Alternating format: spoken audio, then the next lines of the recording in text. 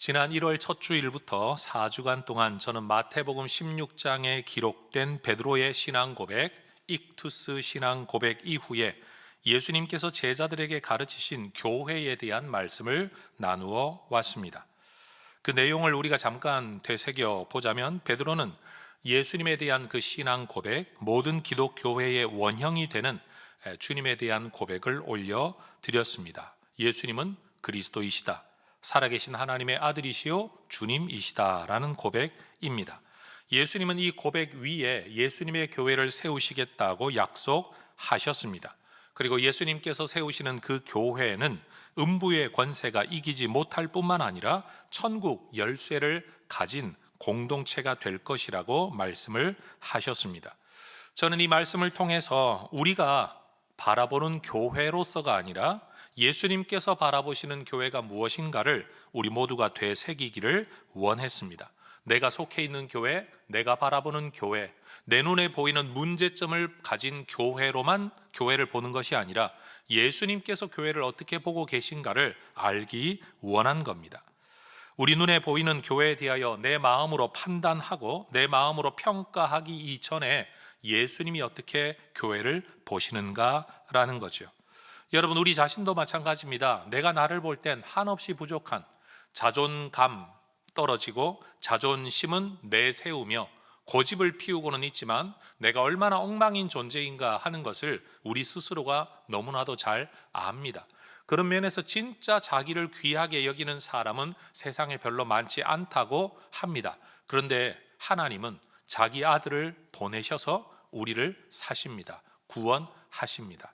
내가 생각하는 것보다 나는 하나님께 참 중요한 존재입니다. 내가 바라보는 나는 거짓은 아닙니다. 현실입니다. 사실입니다. 말 그대로 정말 엉망입니다. 그러나 그런 나를 하나님이 귀하게 보십니다. 교회도 마찬가지입니다. 얼마나 많은 문제가 있고 얼마나 많은 갈등이 있습니까? 그럼에도 불구하고 하나님은 교회를 너무나도 귀하게 여기십니다. 하나님이 자기 피로 사셨다라고 말하는 것이 교회라는 말입니다. 그런 면에서 우리는 우리 자신을 어떻게 바라보느냐, 교회를 어떻게 바라보느냐 하는 것이 곧 믿음이라는 것을 알게 됩니다. 이것도 사실이고 저것도 사실인데 그 사실 가운데 무엇을 선택하여 내가 바라보느냐, 그것이 믿음이라는 겁니다.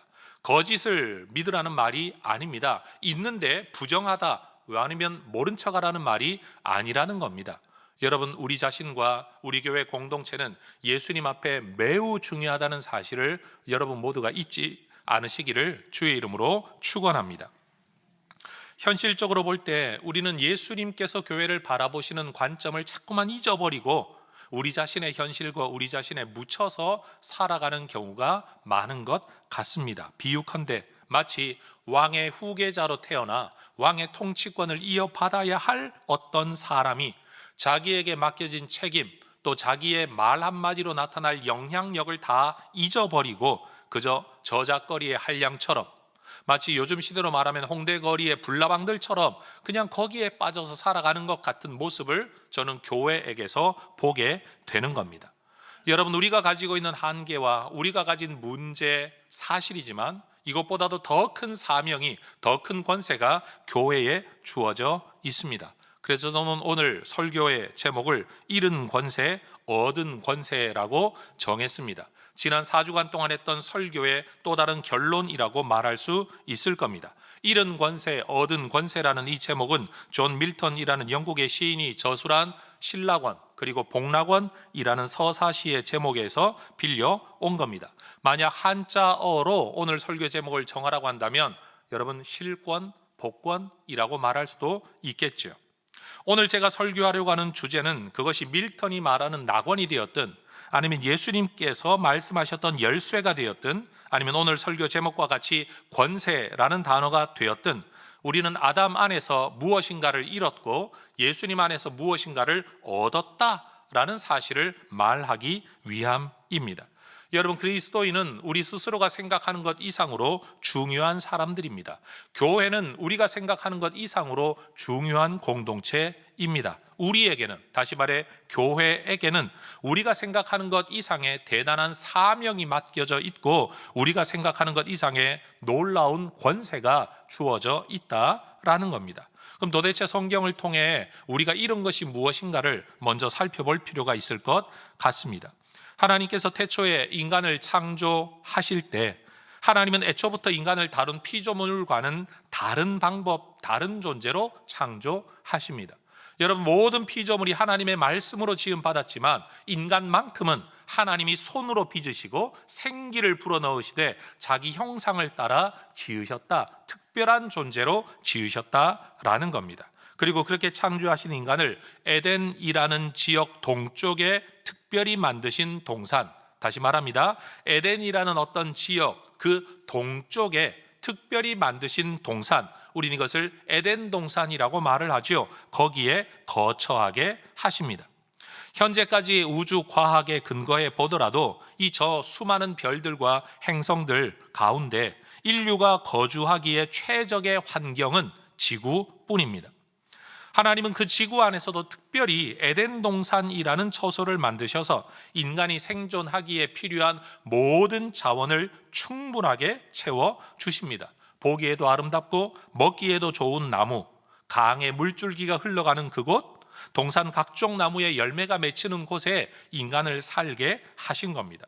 그렇다고 에덴 동산은 인간이 놀고 먹기만 하는 곳은 아닙니다. 여러분, 어릴 때 이런 질문 해보지 않았습니까? 에덴 동산에서 아담은 도대체 뭘 하고 놀았을까? 하와하고 날마다 나 잡아봐라 하고 그렇게만 놀았을까? 에덴 동산에서 인간이 했던 일은 뭘까? 성경은 대답을 합니다. 창세기 2장 15절에 보면 그것을 경작하며 지키게 하셨다. 경작하고 지키는 어떤 일과 사명이 인간에게 주어져 있었다라는 겁니다. 그런데 이 경작이라는 말은 단순히 생존을 위해 일한다, 농사 짓는다라는 의미만 있는 것이 아닙니다. 경작하고 지킨다는 말, 여러분, 이것을 개간한다 또는 이것을 더 발전시킨다, 이걸 아름답게 꾸민다라는, 그리고 그것을 지켜나간다라는 것은요, 말 그대로 이것을 다스린다라는 의미가 있는 겁니다. 모든 창조 세계에 대한 다스림과 통치권이 인간에게 주어져 있었다라는 겁니다. 그래서 시편 115편 16절의 말씀을 보면 우리 하나님께서 하늘의 하나님이 하늘을 거주 영역으로 삼으신다 한다면 인간에게는 땅을 그들의 영역으로 맡겨주셨다라고 고백을 하는 겁니다. 그러니 이 땅의 삶은 인류에게는 삶의 현장인 동시에 감당해야 될 사명이 있는 처소가 된 겁니다. 아담은 하나님이 창조하신 모든 생명체에게 각각의 이름을 붙여 줍니다. 존재하는 모든 생명에 대하여 이름을 붙이고 그 특성을 간파하고 그 특성에 맞게 이름을 붙여준다는 것은 다스림과 통치의 실행이었습니다. 그런데 또 다른 피조물이었던 타락한 천사, 우리가 흔히 말하는 사탄 혹은 마귀라고 말하는 존재가 에덴 동산에 거주하는 인간에게 뱀의 모습으로 다가왔습니다. 그렇다고 이 뱀이 에덴 동산을 망쳐놓을 수는 없었습니다. 자기 힘으로 이 에덴 동산을 빼앗거나 파괴할 수도 없었습니다. 마귀가 가진 권세와 힘으로 에덴 동산을 어둠의 왕국으로 만들거나 죽음과 저주의 공간으로 만들 수 없었습니다. 왜냐하면 에덴 동산은 하나님께서 인간에게 허락하신 영역이었기 때문입니다. 우리는 만화 영화나 아니면 어떤 판타지 영화를 보면서 자꾸만 오해하는 경향이 생깁니다. 악의 세력이 선의 세력을 이기고 파괴시켜서 황무지처럼 만들어버리는 이런 영화들을 우리는 너무 많이 봅니다. 그래서 여러분, 악의 세력이 우리를 다 삼켜버리지는 않을까 하는 두려움을 가지게 되는데, 여러분, 하나님의 창조 질서는 절대로 자기에게 맡겨진 권세 이상은 넘어설 수 없도록 하나님께서 통치하고 계신다는 사실을 절대 잊어버리면 안 됩니다. 마귀조차도 하나님의 권세 아래서 허용된 범위 안에서만 힘을 사용할 수 있었기 때문에, 여러분, 마귀가 할 수 있는 것은 인간을 유혹하고 속여서 가로채는 것이지, 그의 힘과 능력으로 에덴 동산 또는 인간의 영역을 빼앗을 수는 없었다는 사실을 여러분 꼭 기억하시기를 바랍니다. 다시 말해 성경이 우리의 세계관을 형성해야지 영화나 소설이 우리의 세계관을 형성하게 내버려 둬서는 안 된다라는 겁니다. 마귀가 사람을 유혹한 가장 중요한 논점은 인간도 하나님처럼 될 수 있다라는 거짓말이었습니다. 여러분, 어떤 세상의 피조물도 이런 욕구를 품은 적이 없는데 유독 하나님이 특별하게 만드신, 여러분 천사도 피조물입니다. 천사와 인간만이 이러한 꿈을 품고 하나님 앞에 도전합니다. 바로 이 점에서 우리는 위대한 영성이 무엇이냐, 참된 신앙이 무엇이냐에 대한 하나의 인사이트, 통찰을 얻을 수 있습니다. 우리는 위대한 믿음, 위대한 신앙, 위대한 영성이라고 하면 남다른 능력이나 남다른 성취를 이루어내는 것, 하나님을 위해 대단한 일을 하는 것을 신앙과 영성이라고 생각하는 경향이 종종 있는 것 같습니다. 그러나 진짜 신앙은 하나님의 창조 질서 안에 살아가는 것, 존재하는 것입니다. 하나님의 질서 안에 존재하며 살아가는 것이 가장 큰 영성입니다. 주어진 자리에서 살아가는 거죠. 주어진 모습과 주어진 한계를 받아들이며 살아가는 거죠. 주어진 사람들을 사랑하는 겁니다. 내 뜻을 넘어서 벌어지는 상황이 여러분 내가 컨트롤할 수 없는 것, 하나님의 주권 안에서 일어나는 일이라고 받아들이는 겁니다. 욕심은 있고 소원이 있을 수는 있지만 여러분 그것을 채우려고 하는 게 아니라 주어지는 그 자체를 감사함으로 받는 것이 가장 큰 영성입니다. 여러분, 하나님의 주권을 인정하고 하나님 안에서 올바른 질서 안에 살아가는 게 최선의 믿음, 신앙, 영성이라는 사실을 여러분 잊지 마시기를 주의 이름으로 축원합니다. 사람은 내 권한이 아닌 것을 자꾸만 넘어서려고 합니다. 내 것이 아닌 것을 자꾸만 가지려고 합니다. 내 능력이 아닌 일을 자꾸 이루려고 합니다. 그러면서 이 일을 이루기 위해 능력이 없으니 거짓을 사용하고 폭력을 사용하고 또 다른 속임을 사용하게 되는 이런 것들이 전부 다 불신앙이라는 사실입니다. 그런데 마귀의 유혹을 받은 인간은 하나님처럼 되려는 이 욕망을 떨쳐버리지 못하고 마귀의 말을 따라 행하고 말았습니다. 여자가 그 나무를 본즉 먹음직도 하고 보암직하고 여러분 지혜롭게 할 만큼 탐스럽기도 했고, 여러분 남자도 그것을 보며 똑같은 마음으로 이 과일을 먹습니다. 그 열매를 따먹은 이 하나의 행위는 단순한 실수 또는 단순한 불순종의 행위로만 설명되어질 수가 없습니다. 여러분, 이 결정과 그에 따른 행동 때문에 인간은 하나님처럼 된 것이 아니라 오히려 마귀에게 복속당하고 말았습니다. 로마서 6장 16절은 말합니다. 순종함을 받는 자의 종이 되는 것. 여러분 잘 생각하십시오. 마귀는 아담을 억제하지 않았습니다. 힘이나 능력, 그 모든 것들로 그를 억제하거나 이기지 않았습니다. 속이고 유혹하고 꼬드겼습니다. 여러분, 아담이 마귀를 탓할 수는 있지만 마지막 결정은 자기가 한 겁니다. 내가 그렇게 되겠다고 생각하고 내가 하나님처럼 되기 위하여 내 결정에 따라 그 과일을 먹은 겁니다. 여러분, 사탄, 마귀, 귀신이 인간을 억제한다라고 생각해서는 안 됩니다. 세상은 그렇게 많이 생각들을 합니다. 여러분, 우리의 의지가 오히려 귀신을 따르게 되는 경우가 훨씬 더 많습니다. 하나님께서 인간을 사랑하셔서 특별한 권세를 주셨고 이 땅의 모든 통치권을 허락하셨는데 이제는 인간들이 자신에게 맡겨진 모든 권세를 마귀에게 넘겨주고 만 겁니다. 빼앗긴 게 아닙니다. 인간이 넘겨주었습니다. 그래서 마귀가 피조 세상에 대한 모든 권세와 영향력을 발휘하게 된 겁니다. 그래서 에베소서에서도 공중의 권세 잡은 자, 이 공중의 권세, 여러분 이 권세가 원래 누구 거였냐 하면 사실은 인간의 것이었다라고 말해야 합니다. 볼 수 없는 영적 세계에 대해서 목사님은 어떻게 그렇게 말할 수 있습니까? 라고 질문한다면 저는 근거 성경 구절을 인용하겠습니다.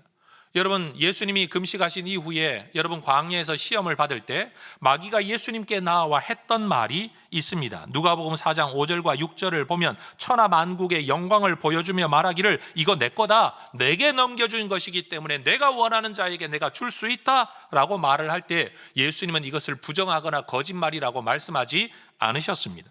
실제로 천하 만국의 그 영광 누구 거였냐? 인간 거였습니다. 언제 넘겨받았느냐? 아담으로부터 넘겨받은 겁니다. 아담 이후로 이 권세를 가진 마귀가 마치 세상이 자기 것인 양 지금 진행하고 있는 겁니다. 마귀는 자기가 넘겨받은 모든 피조 세상에 대한 통치권을 미끼로 이거 넘겨줄 테니 너 나한테 굴복해라, 나한테 절해라, 그럼 이거 다 너에게 주겠다. 사실 이것도 속임이죠. 여러분, 예수님에게 모든 권세를 주는데 예수님이 나한테 절하면 그 예수님께 넘겨준 권세 결국 누구 겁니까? 결국 또 내 거가 되는 겁니다. 마귀는 끊임없이 아담을 속였듯이 예수님을 속이려 했고 오늘 우리를 속이려고 하고 있습니다. 여러분, 영적 세계에 대한 통찰을 우리는 가져야만 합니다. 사탄 또는 다른 이름으로 마귀라고 말하고 있는 악의 세력의 우두머리, 그리고 그 우두머리를 따르는 귀신들, 그들이 힘과 능력을 발휘할 수 있는 것은 인간의 동의 하에서 가능한 일입니다. 내가 태어난 전통과 내가 살아가는 문화 때문에 그러하든지 아니면 내 마음속에 있는 두려움 때문에 그러하든지 인간은 결국은 자기의 의지로 그 귀신을 따라가는 겁니다. 여러분, 우리나라 문화 속에서 보자면 소위 말해 신내림을 받는 무당들이 있는데요. 이 무당들은 대부분 신내림을 받기 이전에 특별한 증상들이 나타나죠. 귀신들이 보인다든지 몸이 아프다든지. 여러분, 그러면 내 삶이 정상적으로 살아갈 수가 없는 겁니다. 계속 몸이 아파지고 어려움을 겪을 때 여러분, 이들은 자기가 살기 위해서 신내림을 선택합니다. 다시 말해 귀신이 어느 날 치고 들어와 내가 신내림 받은 무당이 되는 게 아니라 내 의지로 신내림을 받겠다고 결정하고 그 예식을 치름으로써 비로소 무당이 되는 겁니다. 어떤 과정이 있긴 하지만 마지막 결정은 자기의 것이라는 겁니다. 아담이 그러했던 것처럼 말입니다. 여러분, 우리는 어떤 이유가 되었든지 이 귀신을 거절해야 합니다. 우리의 입으로, 우리의 선언으로 여러분 이것을 거부해야 합니다. 여러분, 사탄과 마귀, 귀신들은 결국은 우리의 생명과 영광을 도둑질하고 죽이고 멸망시키려는 것 뿐입니다.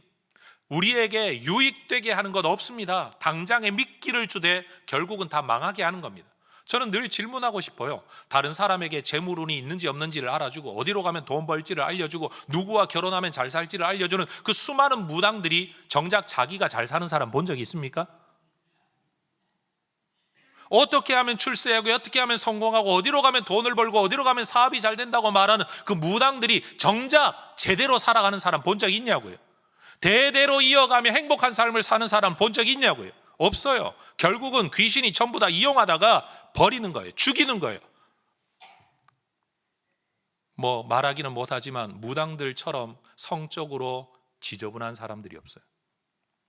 물질적으로 지저분한 사람들이 없어요. 영적으로 혼합된 사람들이 없어요. 여러분, 그건 그 사람들을 비난하는 게 아니라 귀신들이 그들을 그렇게 만들고 있다라는 겁니다. 그러니 우리는 예수님의 이름 앞에 나는 예수의 사람이다, 나는 너하고는 상관없다 라고 선언해야 합니다. 물론 우리 자신의 힘으로는 여러분 이 귀신들을 이기기 힘듭니다. 그건 인정해야 됩니다.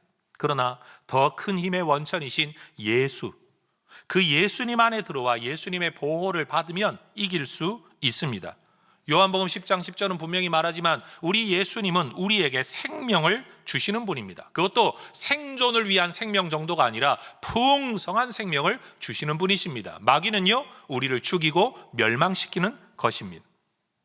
예수님이 우리에게 참된 생명을 주실 수 있는 것은 그분이 하늘과 땅의 모든 권세를 가진 분이시기 때문입니다. 하나님이 인간에게 이 땅의 통치권을 맡기셨다고 해도 그건 위임된 권세입니다. 원래 권세는 하나님이 가지고 계시고 인간에게 위임하신 겁니다. 여러분, 마귀가 공중 권세를 가지고 있다고 하더라도 그것마저도 인간에게 찬탈하고 속여 빼앗은 것, 그러나 그 위에 진짜 권세는 우리 하나님께 있는 줄로 믿습니다. 이 권세를 가지신 분이 우리에게 말씀하십니다. 내가 천국의 열쇠를 너희에게 주겠다. 예수님을 믿고 이 천국 열쇠 하늘의 권세를 받아들이는 사람을 음부의 권세가 이기지 못한다라고 분명히 말씀합니다. 여러분, 음부의 권세가 천국 권세를 가진 우리를 이기지 못할 뿐만 아니라 천국 열쇠와 권세를 가진 우리는 사탄과 마귀, 귀신들의 권세를 짓밟고 이길 수 있다라고 말합니다. 내가 공격당하지 않는 보호 정도가 아니라 오히려 그것을 이길 수 있는 힘이 우리에게 주어져 있다라는 겁니다. 그게 바로 오늘 설교의 본문의 말씀이에요. 같이 한번 읽어보도록 하겠습니다. 내가 너희에게 뱀과 전갈을 밟으며 원수의 모든 능력을 제어할 권능을 주었으니 너희를 해칠 자가 결코 없으리라. 여러분, 해칠 자가 없다라는 수준의 보호를 넘어서서 원수의 모든 능력을 제어할 권능을 우리에게 주셨다라는 겁니다.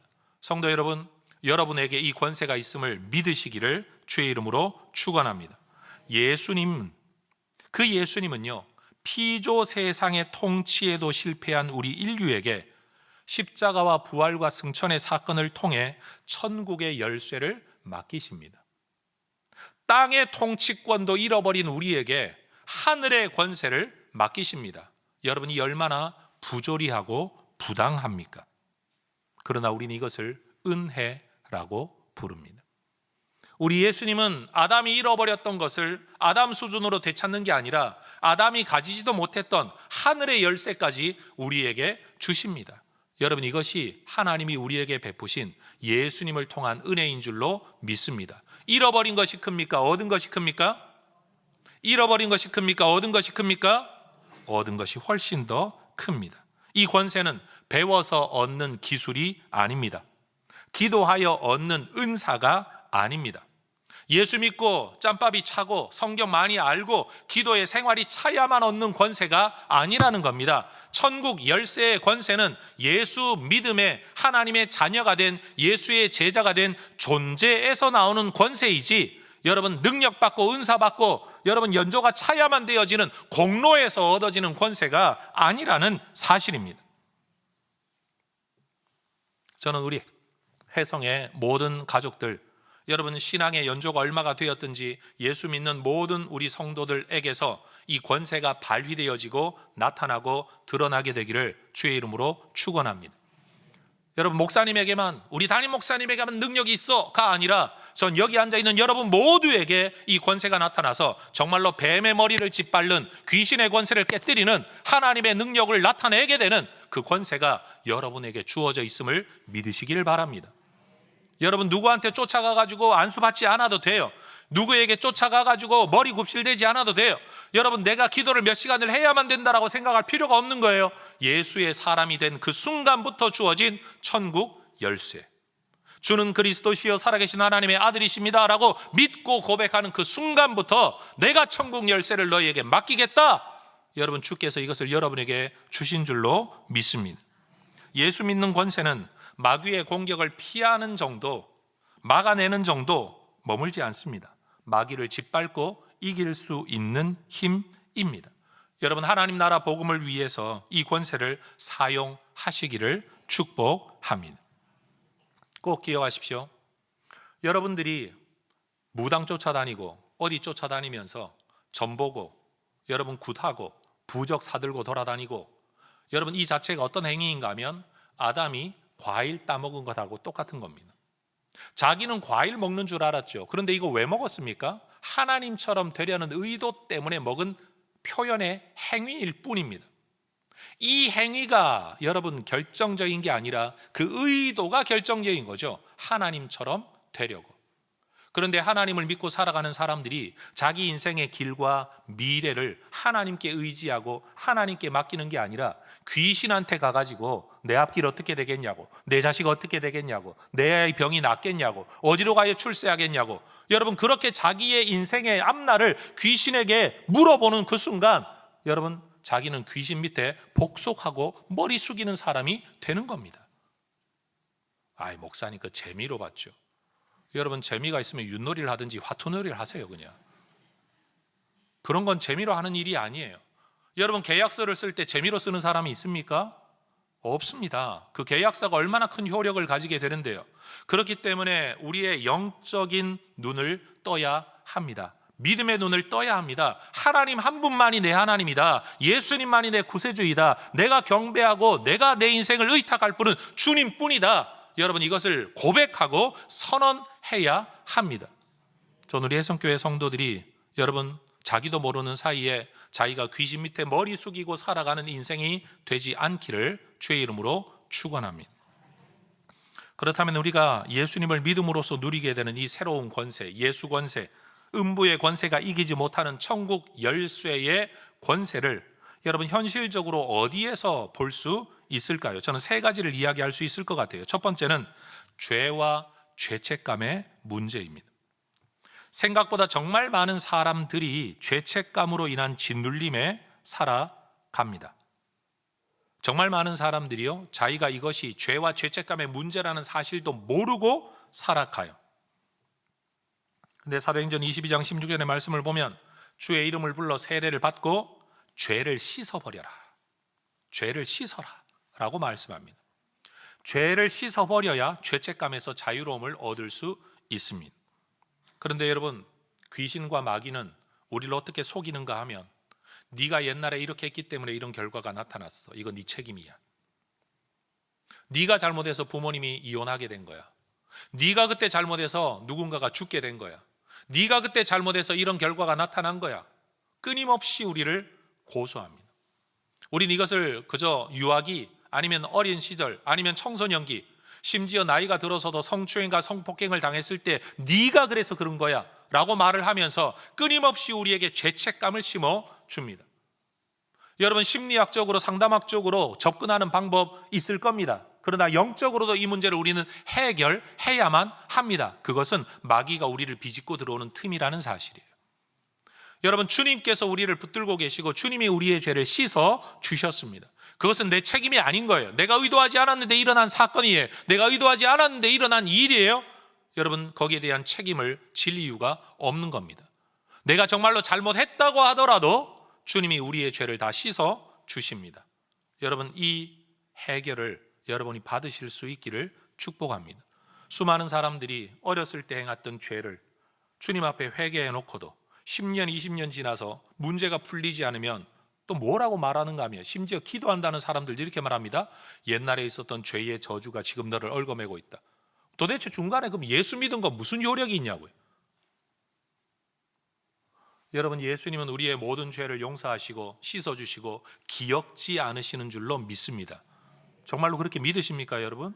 나는 기억하고 있어도 주님은 기억하지 않으십니다. 그러니 결국 주님이 나를 힘들게 만들고 있는 게 아니라 내가 나를 힘들게 만들고 있다는 사실이에요. 죄책감이라는 스스로의 감정에 빠져서 말이에요.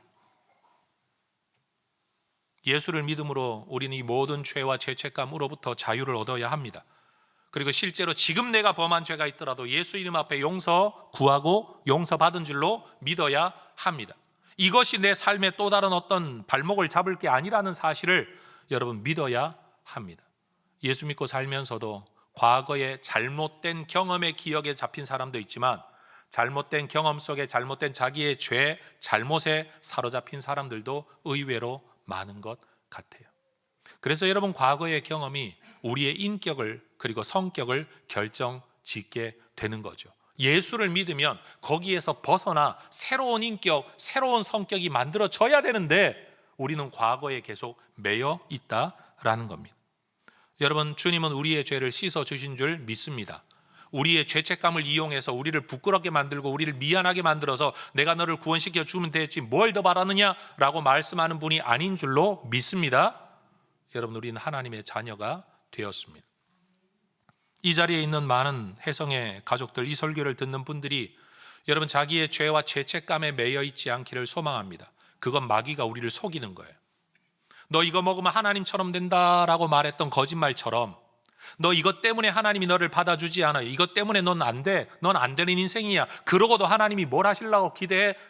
꿈 깨라 라고 말하며 끊임없이 우리를 속입니다. 성경은 그렇게 말하고 있지 않은데 마귀가 그렇게 말을 하고 있는데 우리는 거기에 매여 있다는 거예요. 그런 면에서 이것도 불신앙인 것이죠.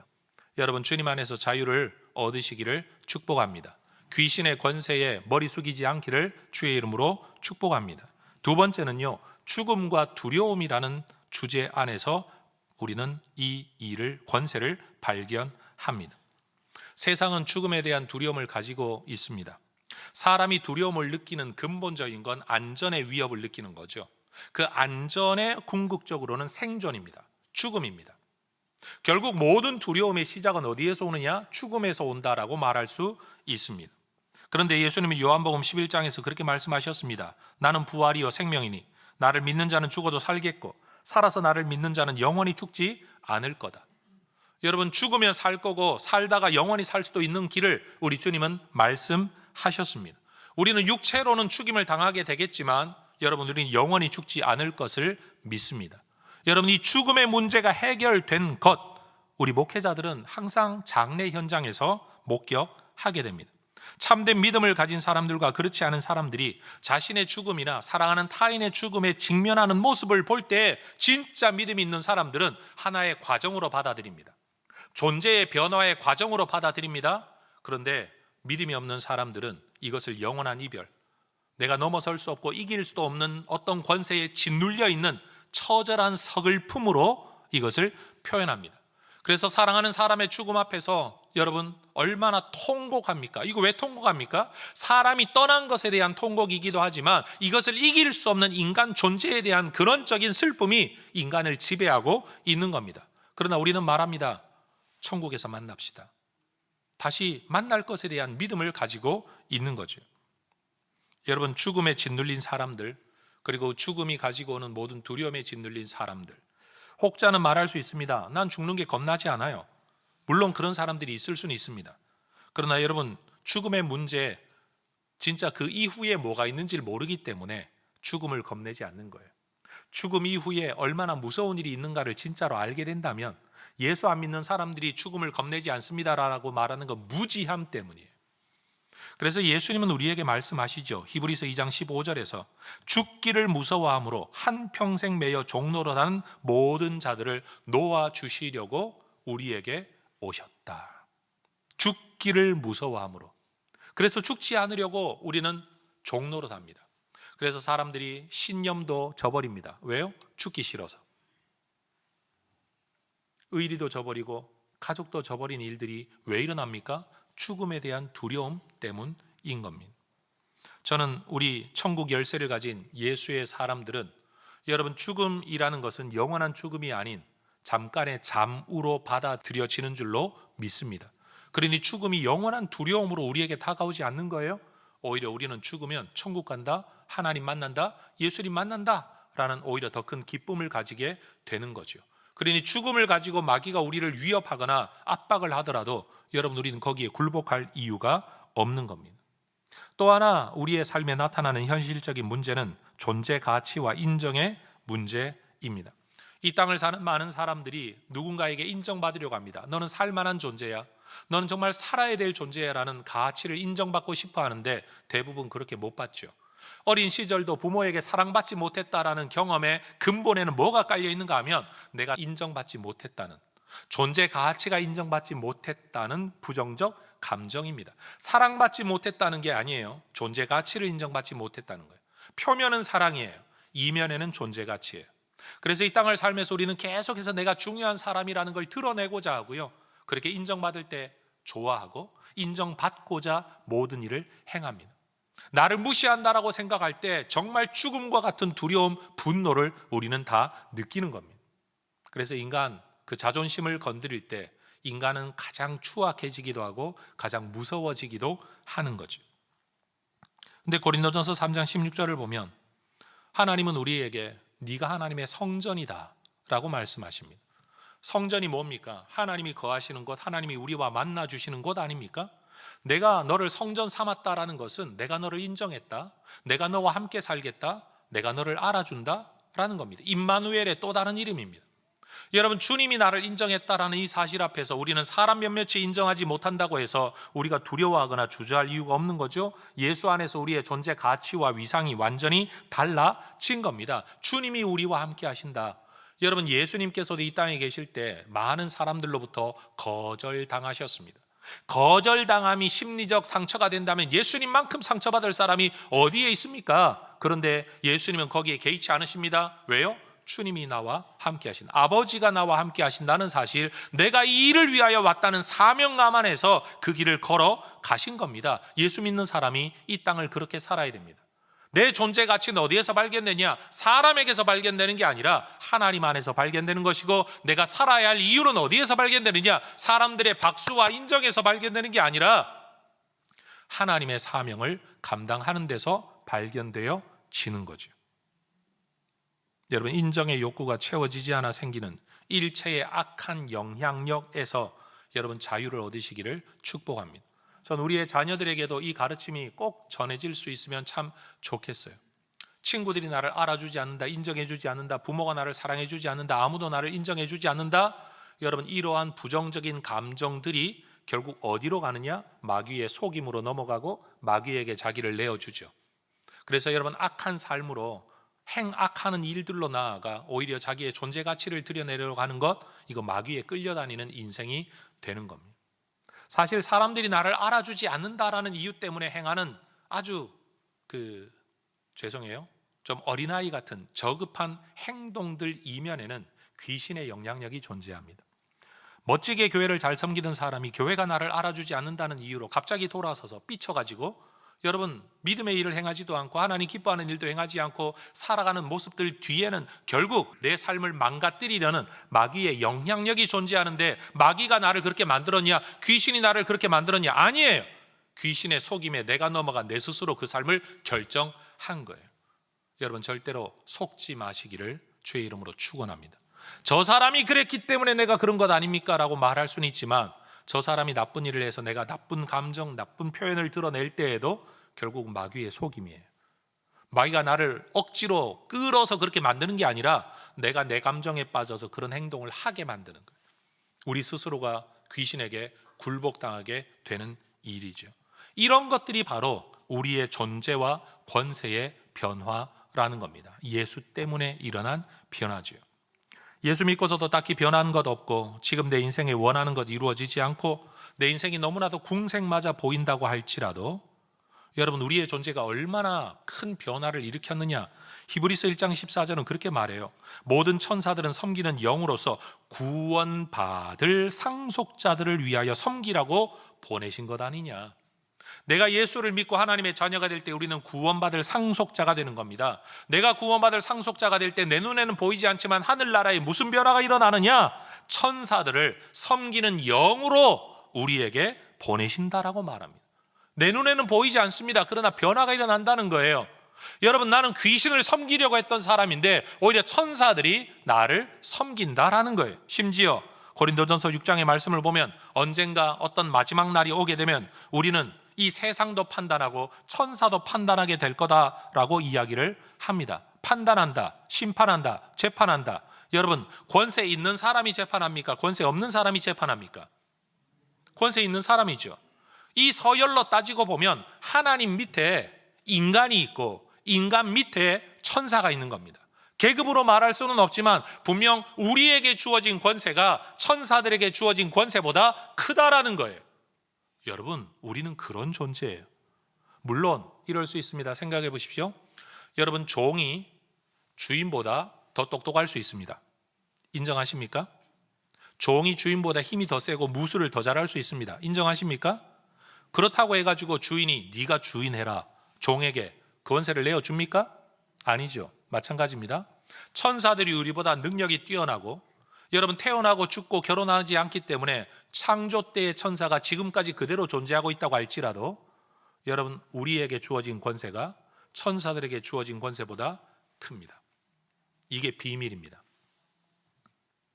그런데 그런 우리가, 여러분, 천사도 재판하고 심판하고 다스리고 판단하게 될 우리가 이 땅을 살면서 여러분, 천사 중에 타락한 천사 그리고 그 졸개들인 귀신들 앞에 머리를 숙이고 그 밑으로 들어간다고요? 여러분, 이게 말이 됩니까? 아니에요. 그래서는 안 되는 일이에요. 여러분, 주님께서 우리를 얼마나 귀하게 여기시는가, 교회가 얼마나 대단한 권세를 가지고 있는가. 예수 믿는 하나님의 자녀들과 구원받을 상속자들, 예수 믿고 구원받을 우리들을 하나님이 얼마나 귀하게 보시는가를 여러분 깨달으시기를 축복합니다. 옆에 분에게 인사하십시다. 당신은 당신이 생각하는 것보다 더 중요한 분입니다. 시작. 여러분, 교회는요, 우리가 바라보는 수많은 문제점과 손가락질 당할 만한 일 있음에도 불구하고, 저 없다고 말하지 않았습니다. 인정합니다. 있음에도 불구하고 하나님 앞에서는 너무나도 존귀한 공동체인 줄 믿습니다.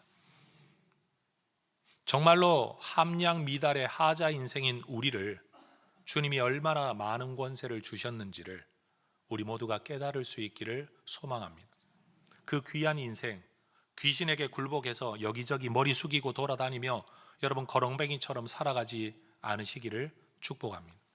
이 권세, 이 천국 열쇠의 권세, 하나님께서 우리 인간에게 맡겨주신 놀라운 권세, 그러나 모든 인간이 아니라 예수 믿는 하나님의 자녀들에게 맡겨주신 이 권세를 여러분 우리가 쥐고 있다.